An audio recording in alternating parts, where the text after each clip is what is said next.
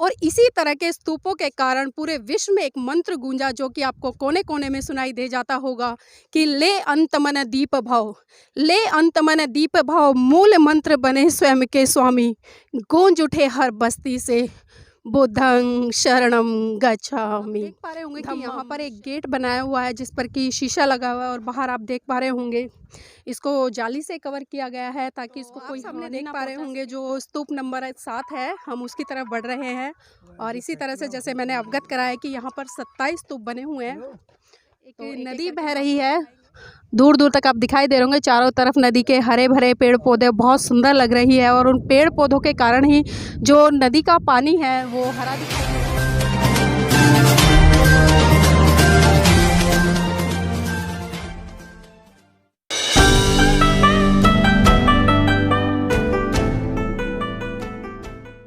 नमस्कार, आप देख रहे हैं एनबी न्यूज़ 24/7 नीलम बौद्ध के साथ। और आज है मध्य प्रदेश में साथियों बहुत सारी ऐतिहासिक धरोहर है, जिसमें कि एक स्तूप है जिसका नाम है सतधारा स्तूप।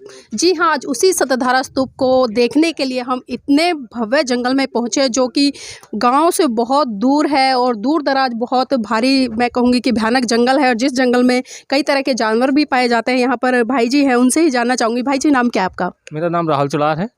भाई जी, कब से ड्यूटी कर रहे हैं, और यहाँ का जो माहौल है, क्योंकि हम ये भी जानना चाहेंगे यहाँ पर जो टूरिस्ट है कितने लोग आते हैं यहाँ पर प्रतिदिन में? इसका तो ऐसा है मैम कि गर्मियों में तो बहुत कम हो जाता है, और ठंडों में और बरसात में बहुत ज़्यादा चलता है। बरसात में आते हैं लोग? हाँ, बरसात में और अपना ठंडों में बहुत तेज़ टूरिस्ट चलता है यहाँ पे। लगभग कितने लोग आते हैं एक दिन में? लगभग एक दिन में अपन मान के चले तो 200-300 लोग तो आते हैं। 200-300 लोग आते हैं। तो ये भी जानना चाहूँगी, जो 200-300 लोग आते हैं तो यहाँ पर टिकट की व्यवस्था है या फ्री ऑफ कॉस्ट देखने? फ्री ऑफ कॉस्ट है। फ्री ऑफ कॉस्ट है? जी, फ्री ऑफ कॉस्ट है पूरा। तो यहाँ से कितनी दूर पड़ता है जो स्तूपा? 200 मीटर अपन थोड़ा सा आगे जाएंगे, और एक स्तूप बना हुआ है, रास्ते भर में स्तूप बने हुए हैं। लास्ट स्तूप बड़ा वाला बना है 200 मीटर आगे। जी, कितने स्तूप है यहाँ पर टोटल? 27 स्तूप है। 27? भाई जी, ये भी जानना चाहूँगी क्योंकि आप यहाँ पर सर्विस कर रहे हैं, तो सरकारी सर्विस दे रहे हैं या फिर अपनी प्राइवेट सर्विस है आपकी? मैम, हम तो SIS से हैं, और ASI ने हमको रखा हुआ है। पूरे भारत वर्ल्ड में अपना ASI में SIS ही वर्क कर रहा है। जी जी। तो आइए आगे आपको लेकर चलती हूँ और दिखाना चाहूँगी वो स्तूपा, जिसके कारण यहाँ की ये जगह जो प्रसिद्ध है। और दूर दराज से यहाँ पर जिस तरह से बताया है कि दिन में 100 से लेकर 200 तक जो पर्यटक होते हैं वो यहाँ पर आते हैं, लेकिन अभी वर्तमान में जिस तरह से लॉकडाउन है और कोरोना की स्थिति बता रहे हैं, तो यहाँ पर अभी लोग बहुत कम आ रहे हैं, क्योंकि जंगल में ही पड़ता है और बहुत सारे लोगों को इसके बारे में जानकारी भी नहीं है। और देखिए जिस तरह से आप सामने देख पाएंगे, अभी हमने बहुत दूर से आपको दिखाया था, तो यहाँ पर देखिए किसी तरह की जो एक व्यवस्था होती है किसी भी दार्शनिक स्थल को सुरक्षित रखने के लिए, वो व्यवस्था इतनी प्रचुर मात्रा में नहीं है जितनी प्रचुर मात्रा में होनी चाहिए थी। मात्र सिर्फ एक गार्ड को छोड़ा हुआ है और वो ही यहाँ पर ड्यूटी करते हैं। तो आगे मैं आपको स्तूपा के पास लेकर चलना चाहूँगी और देखते हैं कि उस स्तूपा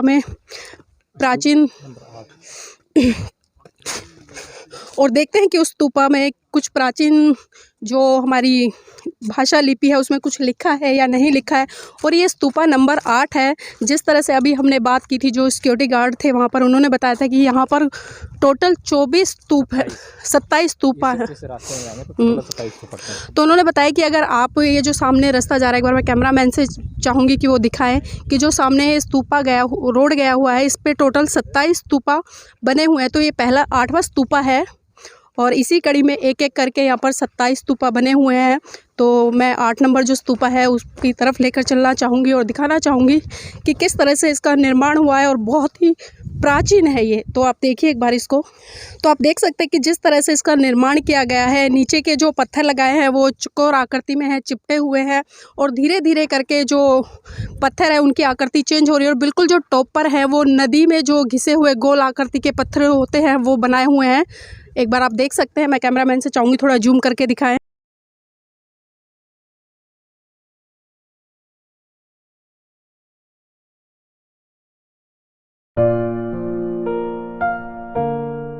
आइए आगे लेकर चलती हूँ मैं आपको, और भी जो स्तूपा है उनकी तरफ, उनसे भी दिखाएंगे। यहाँ पर कुछ लिखा तो नहीं है किसी भी लिपि में, जिससे कि हम स्पष्ट कर चुके आपको, लेकिन बहुत ही प्राचीन है, कई हजार वर्ष पुराने हैं ये स्तूपा, और सम्राट अशोक के तहत ही ये बनवाए गए स्तूपा हैं के द्वारा के तहत का होता है। अच्छा, और सम्राट अशोका के द्वारा ही ये स्तूपा बनवाए हुए हैं, और आगे और भी स्तूपा हैं।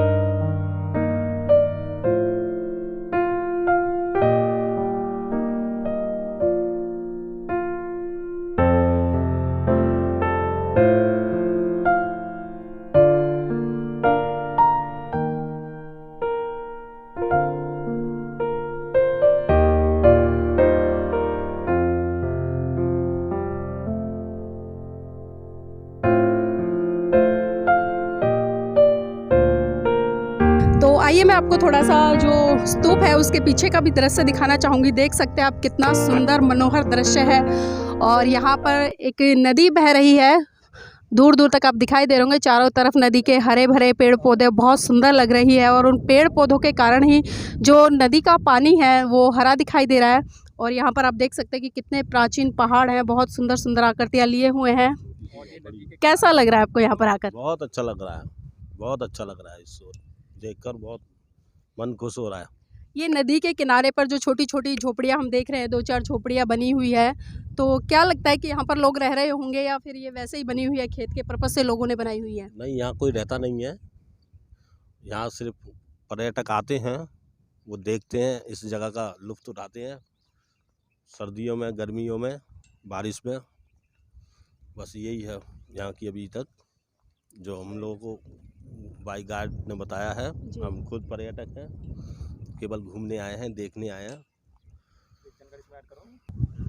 तो जिस तरह से अभी बताया और मैंने चर्चा की, और ख़ासकर मैं एक बहुत ही महत्वपूर्ण चीज़ें बताना चाहूँगी, क्योंकि लोग अक्सर सवाल खड़े करते हैं कि जो बौद्ध स्तूप होते हैं, जो बने होते हैं, प्राचीन धरोहर होती है, जिस तरह से स्तूप बना हुआ है, तो ये स्वाभाविक सी बात है, यहाँ पर कहीं ना कहीं उस समय में बौद्ध भिक्खु आते थे, वो ध्यान साधना करते थे।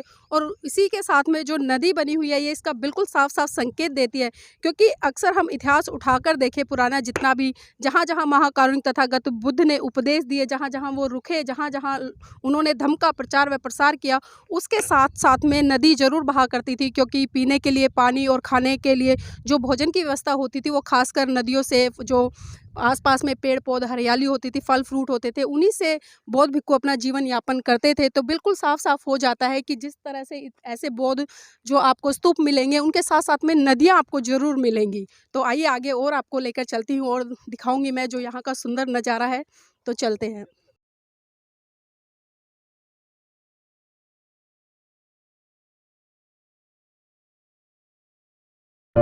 तो आप सामने देख पा रहे होंगे जो स्तूप नंबर 7 है, हम उसकी तरफ बढ़ रहे हैं। और इसी तरह से जैसे मैंने अवगत कराया कि यहाँ पर 27 स्तूप बने हुए हैं, तो एक एक करके हम आपको दिखाएंगे। आगे बने रहिएगा हमारे साथ में।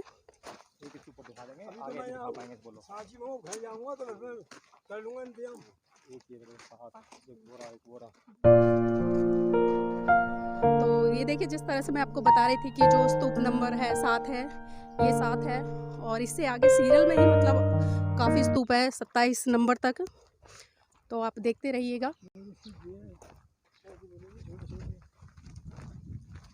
छोटे भी हैं, बड़े भी हैं, जैसे 1.5 जैसे बनाए हैं।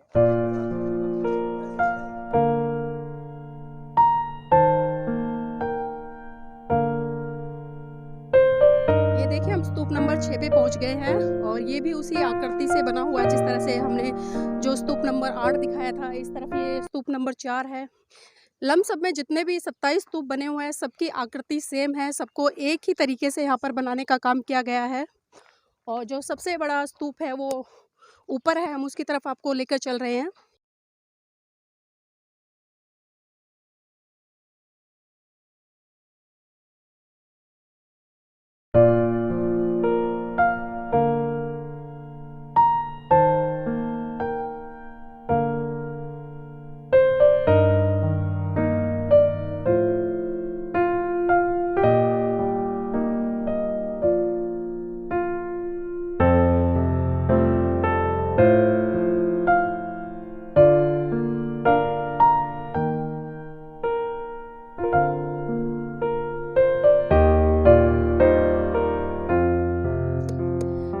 देख सकते हैं कि जो स्तूप नंबर सामने 2 दिखाई दे रहा होगा आपको, स्तूप नंबर 2 है।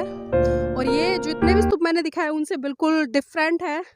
अभी शायद इसको मेरे ख्याल से नए रूप से तैयार करने का काम किया जा रहा होगा। और यहाँ पर देखिए आप, जो कुछ नंबर लिखे हुए हैं इन पत्थरों पर,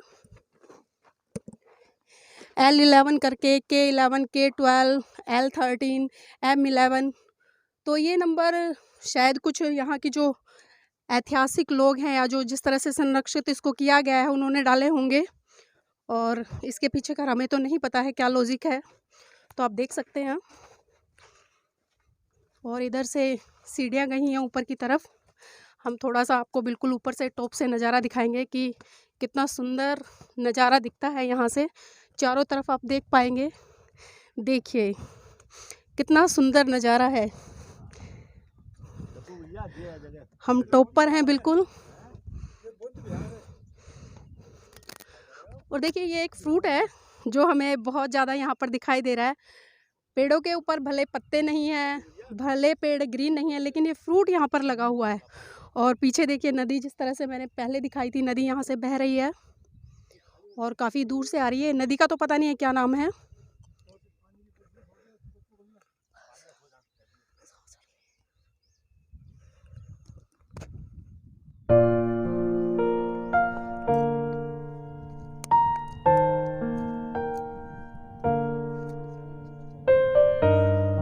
तो आइए अब मैं आपको आगे लेकर चलना चाहूँगी। जो सबसे विशाल स्तूप ऊपर बना हुआ है जो बिल्कुल टॉप पर है, हम उसी की तरफ आगे बढ़ रहे हैं। और जो मुख्य स्तूप है हम उसके आपको दर्शन कराएंगे। और आप देख सकते हैं कि जो रास्ता है किस तरह से पहाड़ों को एक साइड में करके बनाया हुआ है।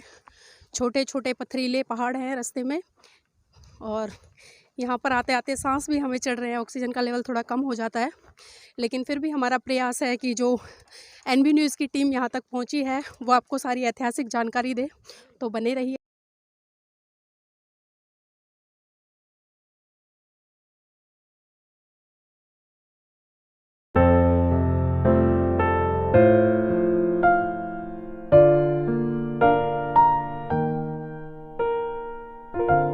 तो उधर मेरे सामने भी आप देख पा रहे होंगे एक छोटा स्तूप बना हुआ है।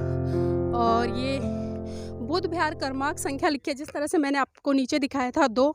और ये बुद्ध विहार क्रमांक संख्या 1 है, क्योंकि यहाँ पर बौद्ध भिक्खु रहते थे, ध्यान साधना करते थे, इसीलिए इनको बौद्ध विहार का नाम दिया गया है।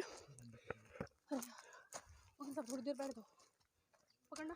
देखिए जिस तरह से हम यहाँ पर पहुँचे और जिस तरह से हमने बहुत सारी चीज़ें देखी, कहीं ना कहीं मन में एक निराशा उत्पन्न हो रही थी कि आखिर जो प्राचीन और सबसे विशाल स्तूप है उस तक हम कैसे पहुँचेंगे। हमें कोई भी मार्गदर्शक दिखाई नहीं दे रहा था, कोई गाइड नहीं दिखाई दे रहा था।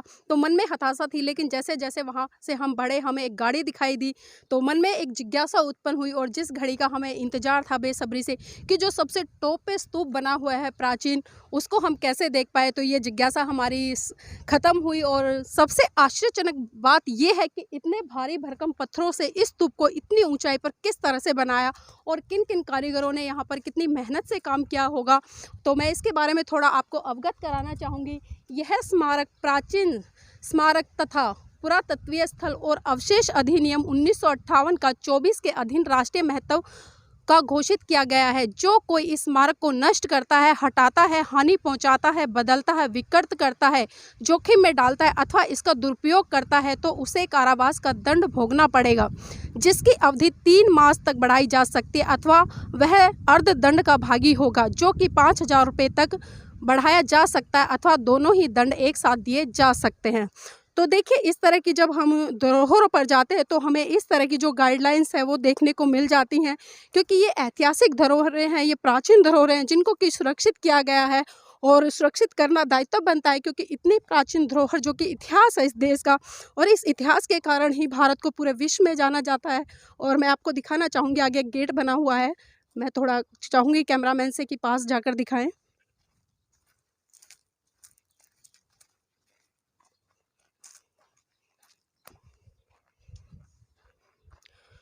तो आप देख पा रहे होंगे कि यहाँ पर एक गेट बनाया हुआ है जिस पर कि शीशा लगा हुआ है, और बाहर आप देख पा रहे होंगे इसको जाली से कवर किया गया है ताकि इसको कोई हानि ना पहुँचा सके।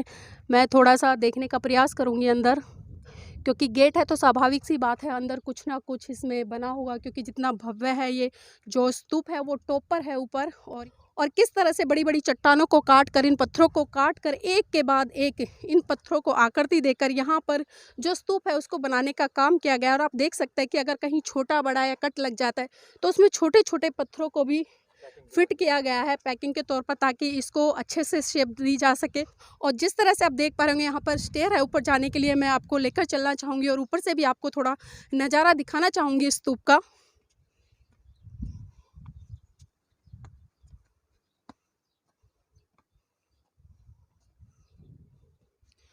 तो आप यहाँ से देख पा रहे होंगे, मैं फिर वही चीज़ कहूँगी कि जिस तरह से पत्थरों को काट कर एक शेप देकर इस स्तूप को तैयार किया गया है। और इसके ऊपर एक स्तूप है जो कि बिल्कुल टॉप पर है, वहाँ तक शायद हम ना पहुँच पाए। तो इस स्तूप के ऊपर जिस तरह से मैंने बताया, पहला पार्ट नीचे था, दूसरा था और तीसरा है, और चौथा भी एक इसी स्तूप के ऊपर आकृति बनाई हुई है। तो हम उसको भी आपको दिखाना चाहेंगे अगर जगह मिलती है तो हमें कहीं से जाने के लिए।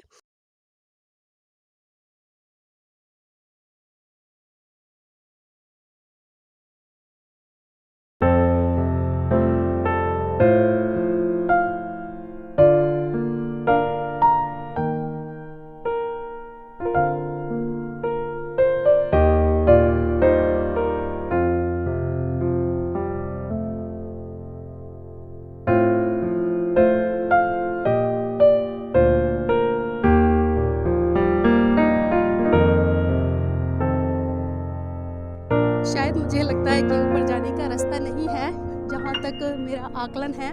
और ये एक तरह से परिक्रमा मार्ग इसको कह सकते हैं हम, परिक्रमा की जाती है इसकी, क्योंकि जिस तरह से इसको आकृति दी हुई है, जिस तरह से इसको बनाया गया है, तो इस पवित्र स्तूपा के जो लोग हैं वो दर्शन करते हैं और यहाँ पर परिक्रमा भी शायद करते हैं, क्योंकि जिस तरह से इसकी आकृति है।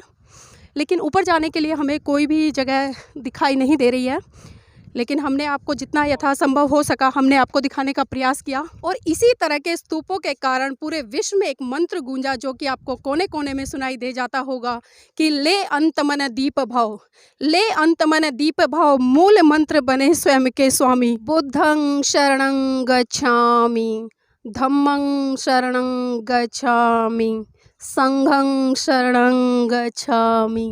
जी हाँ, ये मूल मंत्र मैं कहूँगी कि आपको हर उस पवित्र मान जगह पर गूंजता दिखाई दे जाएगा जहाँ पर करुणा, मैत्री, भाईचारे का संदेश देते हुए महाकारुणिक तथागत बुद्ध के विचार विराजमान हैं, जो इस देश को बहुत बड़े स्तर पर करुणा, मैत्री, भाईचारे में जोड़कर मानवता का संदेश दे रहे हैं। और आज हमने आपको इस प्राचीन धरोहर से रूबरू कराया, तो हम चाहेंगे कि आप ज़्यादा से ज़्यादा इस वीडियो को शेयर करें और हमारे चैनल को सब्सक्राइब करें, ताकि समय समय पर हम आपको इस तरह की ऐतिहासिक जानकारियों से और रूबरू कराते रहें। और इस वीडियो को लाइक ज़रूर करना और इस पर कमेंट करना बिल्कुल भी ना भूलें, क्योंकि आप कमेंट करेंगे तो सजेशन में वीडियो आएगी और भी लोग इस ऐतिहासिक धरोहर से अपने आप को रूबरू करा पाएंगे, इसकी जानकारी हासिल कर पाएंगे और एक गर्व की अनुभूति कर पाएंगे कि भारत में इतनी विशालकाय बुद्ध की जो विचारधारा है वो दूर दराज तक इतने ऊंचे ऊंचे पहाड़ों पर भी फैली हुई है। और यहाँ पर आने में जो कष्ट हमें हुआ है, खासकर इतना जंगल है, भयानक है, इसमें बहुत सारे जानवर भी है, जिस तरह से हमने सिक्योरिटी गार्ड से बात की थी।